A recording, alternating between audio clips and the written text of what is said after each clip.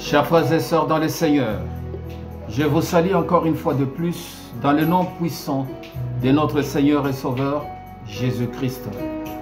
Nous voici dans notre émission de prière et d'intercession où nous intercédons pour nos vies, pour nos familles ainsi que pour notre cher et beau pays, le Grand Congo, le Congo-Brazzaville et le Congo-Kinshasa. Bien-aimés, nous avions commencé notre thème depuis un certain temps dans le chapitre 21 où on nous a parlé au verset 11 sur le rayonnement d'une ville. On nous a parlé, bien-aimés, nous avons prié aussi parce que le Seigneur notre Dieu veut que nous soyons des personnes qui rayonnent. L'un des ministères, l'un de l'action de Jésus dans notre vie, c'est de nous faire rayonner. Parce que nous sommes comparés à une ville qui est bâtie sur la montagne. Une ville qui est bâtie sur la montagne, bien aimé, c'est une référence. Lorsque nous donnons nos vies au Seigneur, notre vie doit devenir une référence. C'est-à-dire quoi? C'est-à-dire que les personnes qui sont perdues, qui n'ont pas d'issue, qui n'ont pas de boussole, doivent se référer aux chrétiens pour qu'ils trouvent une direction et une marche à suivre. Voilà pourquoi la Bible nous compare non seulement à une ville qui est bâtie sur la montagne, mais la Bible nous compare aussi à la lumière du monde qui doit éclairer, qui doit être placée sur le chandelier afin que tous ceux qui se trouvent dans la maison voient cette beauté de la lumière qui rayonne, pour que personne ne soit privé de la lumière. Elle doit placer à une hauteur où elle doit éclairer toute la maison. Non seulement Christ nous compare à la lumière ou à une ville qui est bâtie sur la montagne, mais Christ dit aussi que nous sommes le sel de la terre. Parce que le monde aujourd'hui est comparable à une marmite qui est préparée à un aliment, mais qui doit avoir un assaisonnement.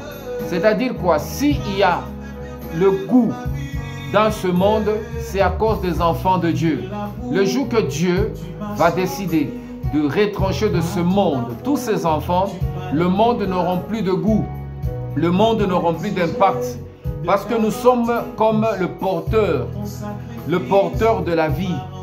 La vie, bien-aimée, comme elle est portée par les arbres, dans ce qu'on appelle la photosynthèse, l'oxygène que les arbres dégagent pendant la journée tout en absorbant tout ce qui est toxique pendant la nuit.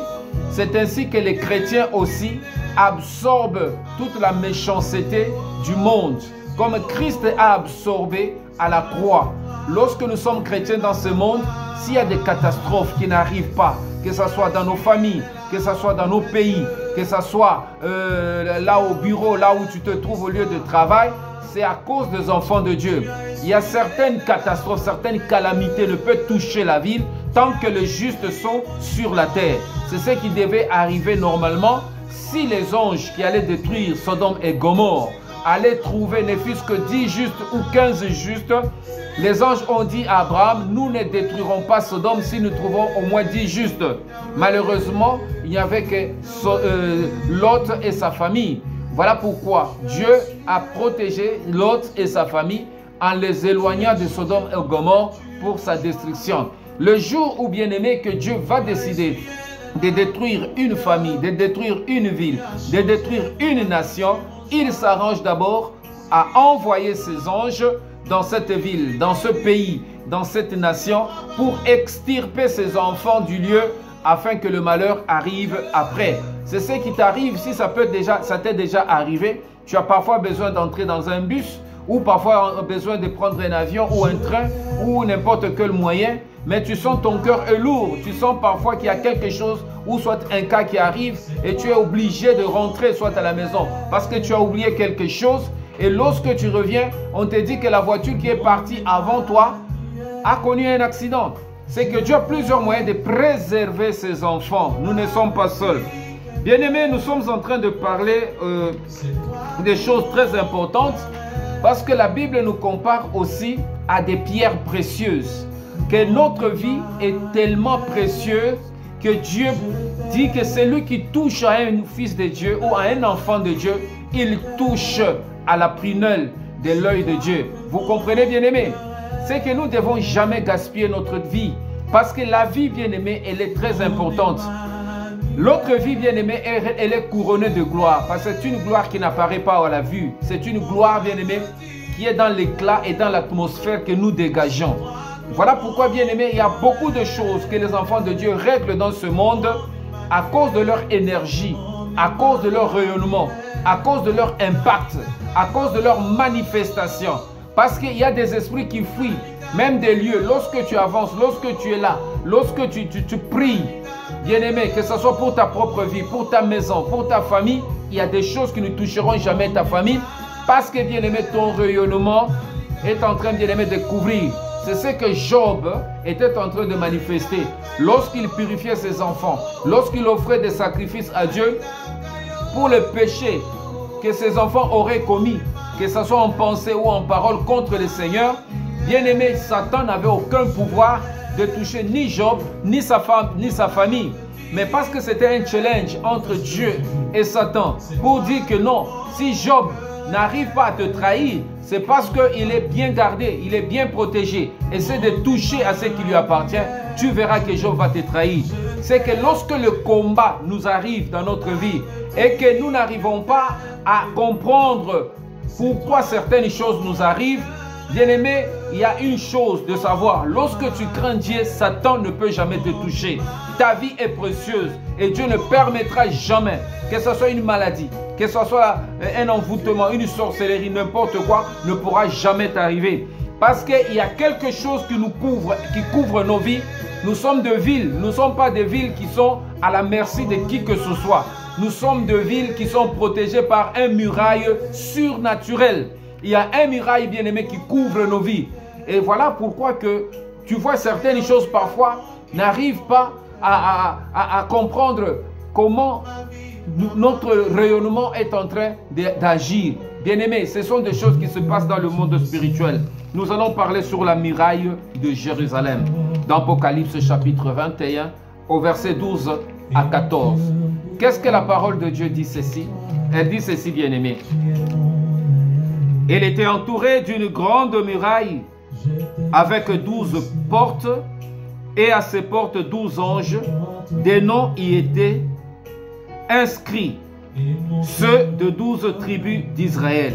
Il y avait à l'est 3 portes, au nord 3 portes, au sud 3 portes et à l'ouest 3 portes. Les murailles de la ville avaient 12 fondations qui portaient les noms de 12 apôtres de l'agneau. Vous comprenez, bien-aimés, ici, on nous parle de la muraille de la ville sainte de Jérusalem. Cette muraille, bien-aimée, en fait, avait 12 portes. Elle était entourée d'abord d'une grande muraille qui avait 12 portes. Donc c'est une ville qui est carrée, qui a 3 portes de chaque côté du mur. Et chaque porte, bien-aimée, avait un nom parmi les 12 tribus d'Israël. Mais ce qu'on nous explique après, que la fondation avait 12 fondations, c'est-à-dire la ville était bâtie sur 12 fondations. Et chaque fondation avait un nom d'un apôtre de l'agneau. C'est que les 12 apôtres de l'agneau forment la fondation du muraille de Jérusalem. Et la muraille de Jérusalem porte 12 portes qui avaient les noms des 12 tribus de Juda. Nous allons rentrer en profondeur, bien-aimés, pour comprendre quelle est la corrélation qui existe entre les 12 apôtres de Jésus qui maintiennent la fondation et les 12 portes de noms qui portent le nom des fils de Jacob. Qu'est-ce que nous allons comprendre? Que la muraille, bien-aimée, représente d'abord une sécurité. C'est que nos vies doivent être sécurisées. Nous devons avoir une vie qui a la sécurité spirituelle. Nos pensées, nos idées, nos facultés ne doivent pas être à la merci de qui que ce soit. Nous sommes une ville, nous sommes aussi une maison, nous sommes aussi un temple. Bien-aimés, les 12 portes qu'on nous parle ici sont gardées par 12 anges. Et nous allons comprendre que les 12 portes qui sont mentionnées ici sur la muraille de la ville. Et quelle est cette ville? Cette ville, c'est toi et moi. Nous sommes la ville que Jésus a dit, une ville bâtie sur la montagne. Et les 12 fondations, bien-aimés, sur lesquelles s'asseyent la mur de cette ville, ce sont 12 fondements que Christ a manifestés, qui sont comme assis sur 12 apôtres. Donc ici, bien-aimés, la solidité de la muraille est maintenue par la fondation ou le fondement de Christ.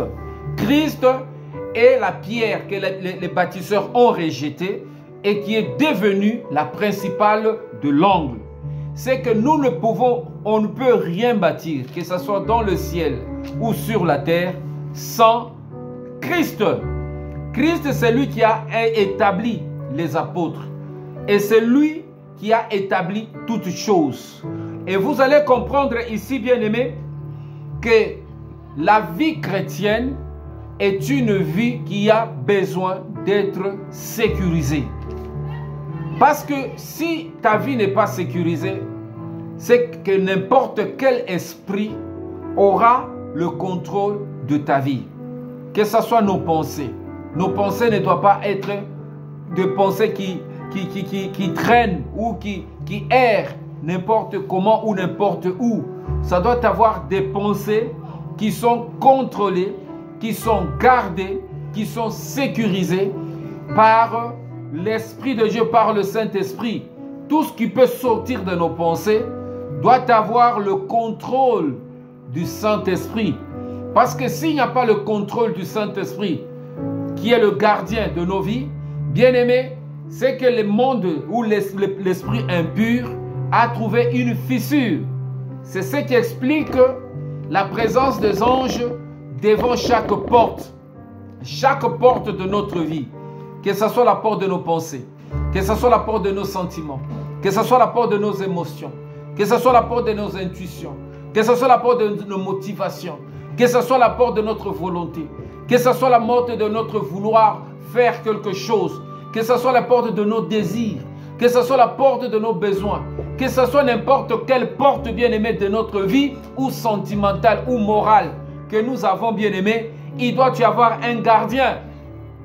Et c'est ce qui fait que Satan, lorsqu'il trouve le gardien de nos vies, de chaque porte de nos vies qui est placée, il ne pourra jamais rentrer. Voilà pourquoi il y a des vies qui sont devenues, bien-aimées, hermétiquement fermées, où n'importe quoi ne peut rentrer, où n'importe qui ne peut rentrer. Christ lui-même l'a dit, l'ennemi vient, mais il n'y a rien de lui en moi, parce que sa vie était blindée, et aucun démon n'avait pris aucune parcelle, aucun centimètre du territoire de Jésus-Christ. Voilà pourquoi même quand la mort avançait, voulait l'envahir spirituellement, Christ a recouru à la prière et il a demandé l'aide de son Père et un ange est venu pour le réconforter. Vous comprenez, bien-aimés? C'est que nous devons faire les choses que Dieu nous demande de faire parce que c'est sous le contrôle de l'esprit. Lorsque nous négligeons, la négligence, bien-aimés, affaiblit les anges de Dieu qui guettent ou qui veillent sur notre vie de continuer à nous garder. Voilà pourquoi, bien-aimés, ces anges-là intercèdent auprès du Père et disent des choses à Dieu. Ils disent, là où tu nous as envoyés, voici la personne, comment il se comporte. Voici la personne, il ne prend pas soin de nous. Parce que ce qui motive, bien-aimé, la vie spirituelle, c'est la sanctification, c'est la lecture de la parole de Dieu ou la méditation de la parole de Dieu. C'est une vie de prière, bien-aimé. C'est ce qui mobilise les anges de manger aussi, de manger ce sacrifice que tu fais, bien-aimé, pour Dieu et d'avoir la force de se battre contre les esprits impurs, contre les démons, contre les sorciers, contre le monde de ténèbres qui te cherche à te nuire. Vous comprenez, bien-aimé? Lorsque tu ne donnes pas la force au Saint-Esprit, le Saint-Esprit s'attriste et Dieu lit le langage de l'Esprit. Lorsqu'il intercède, lorsqu'il parle devant le Seigneur, il s'attriste. Il dit, là où je suis pas heureux. Il y a trop d'impureté, il y a trop de pourriture. Même si je veux fermer les portes, mais la personne lui-même, il laisse les portes ouvertes et n'importe quoi rentre dans sa maison. C'est là où Dieu donne parfois des directions, il faut le laisser. Et tu vois ta vie être envahie par beaucoup de choses dont tu dis, et pourtant je prie, mais pourquoi ces choses m'arrivent? Oui, ça arrive. Parce que tu es le gardien aussi, tu dois aussi garder ta vie. Tu dois aussi ne pas donner accès au diable. La Bible dit ne donnez pas accès au diable. Vous comprenez, bien-aimés? Nous devons avoir aussi la capacité de veiller sur notre propre vie, de veiller sur nos pensées, de veiller sur nos idées, de veiller sur nos paroles, de veiller sur tout ce que nos actions. Nous ne pouvons pas dire parce que nous prions, nous devons faire n'importe quoi. Même Jésus lui-même, lorsqu'on lui a dit de se jeter du haut, du tour du temple pour que les anges le prennent, il a dit tu ne tenteras pas le Seigneur ton Dieu. Il n'a pas dit que oui, je vais me jeter parce que cela est écrit. Il connaissait les Écritures. Il a dit cette parole ne vient pas de Dieu. Il a compris par le discernement comment discerner la pensée de Dieu et la pensée de l'ennemi bien-aimé. Nous connaissons l'histoire des murailles de Jéricho. Les murailles de Jéricho bien-aimé a été miraculeusement détruite par les enfants d'Israël. C'était une victoire attribuée à Jéhovah Dieu. Comment cette victoire a été attribuée à Jéhovah Dieu bien-aimé? Parce qu'il y a eu l'ordonnance de Dieu. Dieu a ordonné aux Israélites de marcher autour de Jéricho, qui était situé autour de Jéricho silencieusement. Dieu a ordonné que le peuple d'Israël marche autour de Jéricho silencieusement et à l'aube de 7 jours de suite, avec à leur tête 7 prêtres qui soufflaient les 7 trompettes devant l'arche de l'alliance. Cela veut dire quoi? Dieu a ordonné 6 jours durant que le peuple de Dieu marche silencieusement en tournant la ville sans parler. Il y avait seulement des trompettes que les 7 prêtres étaient en train de faire retentir. Et ils ont tourné la ville. Première fois, ils sont partis. Deuxième fois, ils sont partis deuxième jour. Au 6e jour, ils ont tourné encore la ville. Mais c'est au 7e jour où Dieu a dit, devant l'arche de l'alliance, pour qu'on peut s'imaginer d'abord ce qui s'est passé dans l'état d'âme ou l'état d'esprit. Une ville bien-aimée, ce n'est pas un quartier. Une ville, c'est tout un territoire bien-aimé qui est grand. Prenons la ville de Brazzaville, vous devez la contourner, qui est barricadée. Vous comprenez? Je ne sais pas là où la ville de Brazzaville commence et là où elle se termine. Imaginons, nous qui sommes à Brazzaville, vous qui êtes à Kinshasa, imaginez peut-être, bon, la ville de Kinshasa c'est trop grand. Bon, imaginons. Maintenant, cette ville-là est contournée par des murailles. Et vous devez contourner cette ville-là pendant 7 jours. 6 jours, vous devez la contourner une fois. Vous la contournez, il n'y a que les trompettes. Il y a les enfants qui sont là. Il y a des femmes qui sont là. Je ne sais pas s'il y a des femmes enceintes. Il y a tout ce monde. Il y a peut-être aussi des gens qui sont malades. Mais l'ordre de Dieu est que tout le peuple d'Israël doit marcher. Ils doivent contourner la ville. Vous comprenez, bien-aimés? Je ne sais pas si c'est en quel temps. Est-ce que c'est un temps de saison sèche ou c'est le temps de pluie où le soleil est accablant? Je ne sais pas, bien-aimés. Et la ville de Jéricho, elle se trouve dans quelle zone géographique? Ça, je ne sais pas. Est-ce que c'est dans un désert? Ils doivent contourner cette ville. Et vous comprenez, bien aimé, ce n'était pas facile. Donc, tout ce que Dieu, même si Dieu veut agir dans notre vie, même si Dieu veut faire quelque chose, un prodige, ou Dieu veut amener son peuple ou délivrer son peuple, il exige au moins le minimum de notre sacrifice. Certains chrétiens aiment toujours les choses faciles, aiment toujours les choses sans payer le prix. Christ lui-même a payé le prix, bien-aimé. Pourquoi pas nous?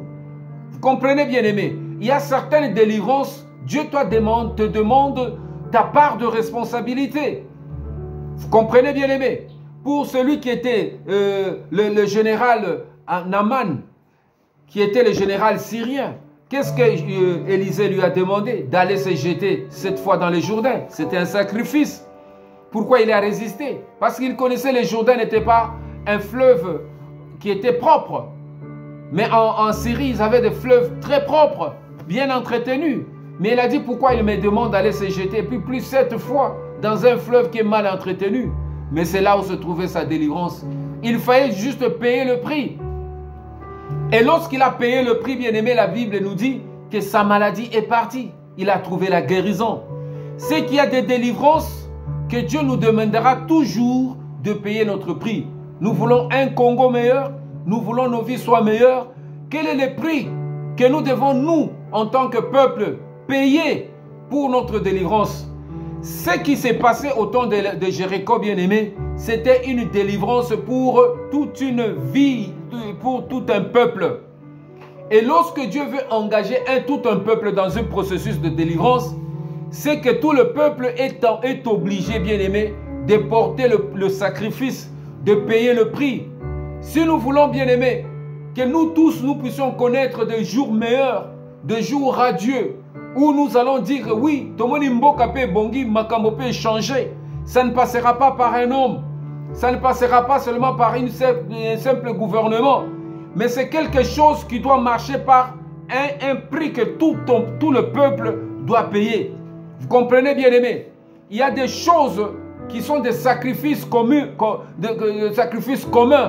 qu'il faut payer pour arriver à un objectif. Lorsque je suis en train, avant l'émission, de suivre un documentaire sur le canal de Suez, que l'Égypte était en train de construire, avec quel sacrifice j'ai vu de milliers de gens creuser pour pouvoir dévier l'eau de mer entre les deux mers, pour que le canal de Suez puisse profiter à la navigation commerciale. Bien aimé, il y a deux gens, ce sont des investissements qui ont coûté plus de 7 à 8 milliards de dollars. Mais il a fallu maintenant recourir au sacrifice national. On a demandé à tout peuple d'Égypte de contribuer. Et j'ai vu des gens aller donner de l'argent dans des comptes qu'on avait établis pour que ce projet bien-aimé réussisse. Aujourd'hui, ce projet est là, réussisse. Et ça fait profiter à l'Égypte beaucoup d'argent, parce qu'il y a des navires qui quittent l'Europe qui doivent aller en Asie, et ça doit transiter, bien aimé, par le canal de Suez. Il y a des navires qui doivent arriver en Afrique, bien aimé, ça doit transiter par le canal de Suez, parce que c'est des navires qui quittent même l'Inde, qui faisaient beaucoup de temps pour arriver, bien aimé, en Asie. Maintenant, aujourd'hui, il y a cette navigation a fait diminuer le temps, bien aimé, au commerce maritime. Mais pour arriver à ces résultats, il a fallu beaucoup de sacrifices. Un peuple qui ne se sacrifie pas pour sa survie, pour sa vie ou pour sa génération future, c'est un peuple qui est appelé à être conditionné, à vivre un plafond, une vie plafonnée. Comprenez, bien aimé? Donc ici, nous voyons que cette muraille de Jéricho, c'est un mur, et la ville de Jéricho empêchait le peuple de Dieu d'aller dans la terre promise. Donc, pour aller dans la terre promise, il fallait obligatoirement passer par Jéricho. Mais pour Dieu, il a vu se battre avec les épées, beaucoup de gens vont tomber. Et cette mur était une grande forteresse et c'était difficile d'entrer ou de faire tomber Jéricho. Qu'est-ce qu'il fallait? Il fallait que Dieu fasse sa part et que le peuple d'Israël aussi fasse sa part. C'est cette histoire merveilleuse, bien-aimée, qu'on est en train de nous relater. Voyant et en entendant une telle procession, le 7e jour, les Israélites doivent faire 7 fois le tour de la ville. Et au 7e tour, en plus, au son de retentissement de cette trompette, tout le peuple poussait des grands cris et les murailles s'écroulèrent complètement. Vous comprenez? C'est-à-dire le 7e jour, c'était le jour fondamental où on a demandé au peuple d'Israël de faire le sacrifice qu'il faisait chaque jour, mais 7 fois. Moi, je m'imagine que la ville de Jéricho était comme la ville de Brazzaville, où il fallait, je ne sais pas, partir du beach, je ne sais pas, contourner toute la ville jusqu'à revenir, mais la faire 7 fois le même jour. Je ne sais pas s'ils ont commencé à quelle heure, à 5 heures, à 4 heures, je ne sais pas. Mais la Bible nous dit que Dieu leur a demandé de faire ce jour-là 7 fois le même sacrifice qu'ils ont fait pendant chaque jour. Et ils l'ont fait. Et cette fois-ci, de ne pas laisser seulement les prêtres, les sacrificateurs seuls faire retentir des trompettes, mais que toute la population, tout le peuple poussèrent de cris de triomphe et de délivrance. C'est ce qui a fait que le mur commence à tomber sans un combat. Dieu est entré dans le cri de triomphe. Dieu a siégé au milieu de la louange de son peuple et les murs sont tombés. Bien-aimés, ici cet exemple nous montre comment il y a des délivrances qui doivent passer par une cohésion nationale. Lorsque le peuple commence à parler un même langage, avoir un même état d'esprit, avoir une nouvelle mentalité et à se mettre en ordre de bataille derrière ceux-là, les dirigeants, ceux-là que Dieu a établis. Là, c'était des prêtres, des sacrificateurs. Maintenant, nous avons les politiques et tout ce gouvernement et tout ce monde qui sont là. Voilà pourquoi nous devons prier pour qu'il y ait une symbiose entre ceux qui sont établis comme décideurs et le peuple. Tant qu'il y aura une cassure où seule la tête pensera que c'est nous qui penserons pour tout, sans avoir amené aussi les autres à adhérer au mouvement, bien aimé, le Congo connaîtra beaucoup de temps et de développement. Ça sera difficile. Mais je prie, bien aimé, dans cette émission, il y a des murs de Jéricho dans notre vie. Il y a des murs de Jéricho dans notre nation. Il y a des murs de Jéricho dans nos familles. Il y a des murs de Jéricho qui doivent tomber par une bataille collective. Si c'est dans la famille, il faut associer des enfants, il faut associer ta femme, il faut associer tout le monde à briser le mur qui sont établis dans ta maison. Si c'est en toi-même, il faut avoir toute cette énergie de prendre conscience des enjeux que tu vis et de voir, de te positionner, de te voir toi-même dans le miroir de la parole de Dieu. Est-ce que ta vie reflète réellement le rayonnement que Dieu veut que tu reflètes? Lorsque tu vois qu'il y a beaucoup de choses qui ne marchent pas, qui ne sont pas réelles, qui ne sont pas vraies, c'est qu'il y a des murs qui doivent tomber. Et lorsque tu prends conscience, bien-aimé, de pouvoir obéir à la parole de Dieu, c'est que tu vas vivre la délivrance dans ta vie. Cette année ne finira pas, des choses vont tomber. Il y a des situations maléfiques qui vont tomber. Il y a des problèmes empiriques. Il y a des géants bien-aimés qui t'accablent jour et nuit. Que ce soit sur le plan social, sur le plan financier, sur le plan moral. Ça va tomber, bien-aimé. C'est ici, bien-aimé, la compréhension de la parole de Dieu pour nous dire que les murs que Dieu a établis, c'est pour notre sécurité. Mais il y a des murs, bien-aimés, que le monde a établis pour nous empêcher d'aller en avant. Il y a des murs, bien-aimés, que les démons ont établis dans nos vies, que ce soit dans nos familles, bien-aimés, que ce soit par ceux-là qui nous ont précédés. Mais ces choses-là, pour le démanteler, ça demande un sacrifice. Et lorsque nous n'avons pas l'esprit de sacrifice, Dieu ne fera pas seul sa part. Si Israël n'avait pas contourné ce jour, 7 fois la ville, et qu'au 7e tour, les trompettes et la population n'allaient pas pousser des cris, si on avait laissé seulement aux prêtres de pouvoir faire retentir leurs trompettes, Dieu n'allait pas descendre et le mur n'allait pas tomber. Quel que soit le tour qu'on avait fait cette fois, ça n'allait pas, bien aimé. Dieu est dans le détail. Dieu est dans l'accomplissement de tout ce qu'il annonce. Bien aimé, c'est lorsqu'on accomplit totalement la parole de Dieu, lorsqu'on comprend réellement ce que Dieu nous demande de faire et on le fait à la lettre, c'est là où, bien aimé, il y a une détonation spirituelle qui va démanteler tout ce qui nous empêche de vivre le rayonnement, bien-aimé, auquel nous sommes appelés. C'est à cela, bien-aimé, que je voulais partager avec vous aujourd'hui. La muraille de Jérusalem, c'est une muraille qui protège notre vie. Dieu place autour de ses enfants une muraille pour nous protéger.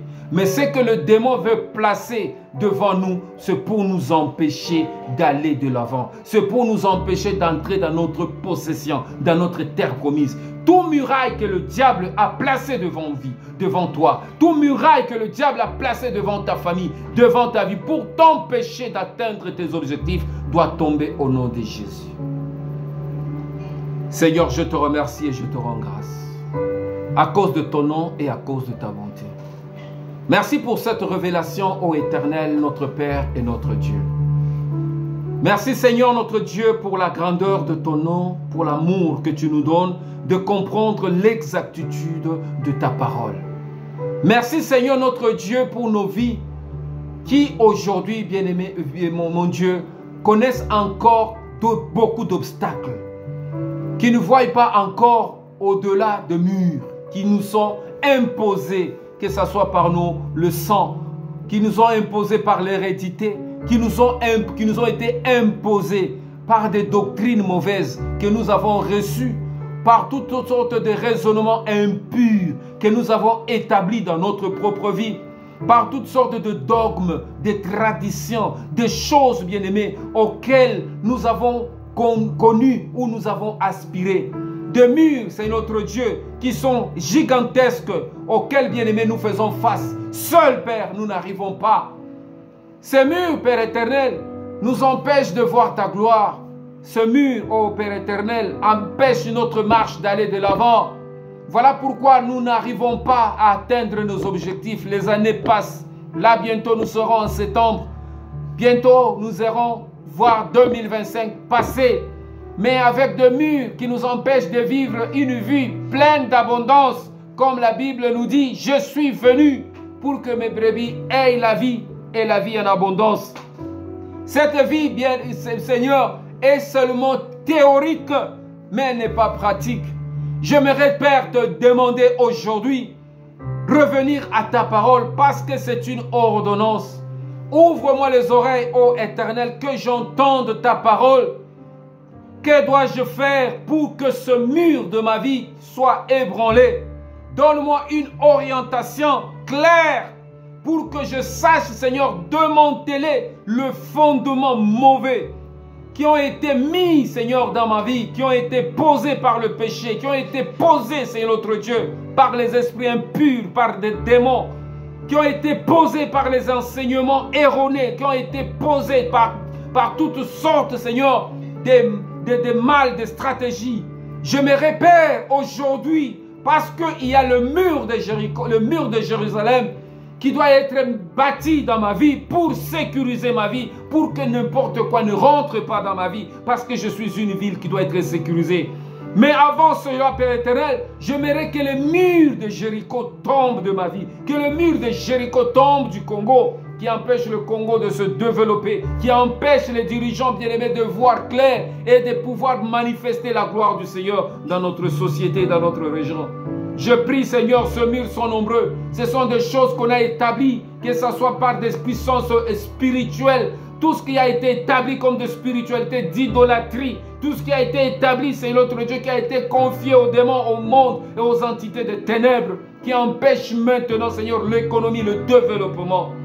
Seigneur, je me prie, Père éternel, par cette prière, ô éternel mon Dieu, de pouvoir, Seigneur, entendre la voix de ton Fils, la voix de tes enfants qui crient jour et nuit.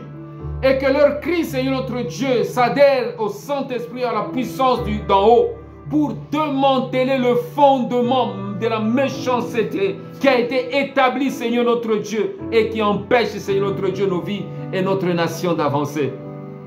Seigneur, que ce mur tombe au nom de Jésus-Christ.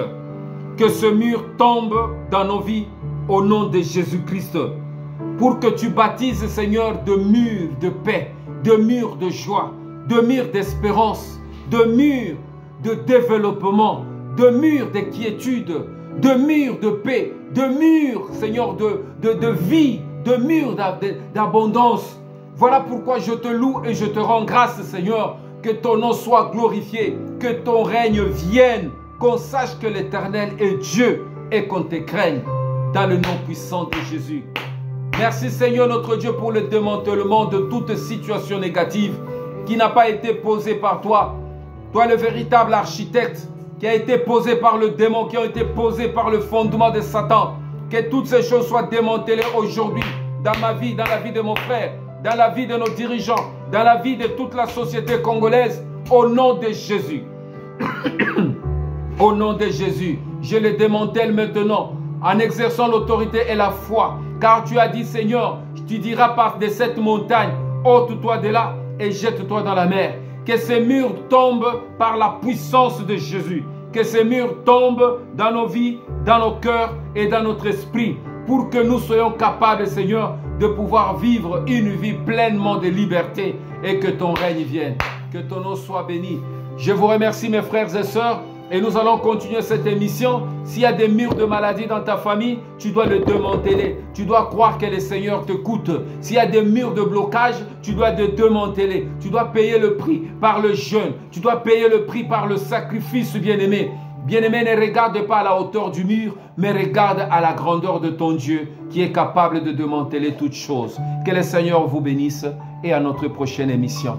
Partagez les liens à d'autres. Mettez vos émissions sur vos statuts pour profiter à plusieurs. Parce qu'il y a des gens peut-être qui ont besoin d'entendre ce message. Que l'Éternel vous bénisse et à la prochaine.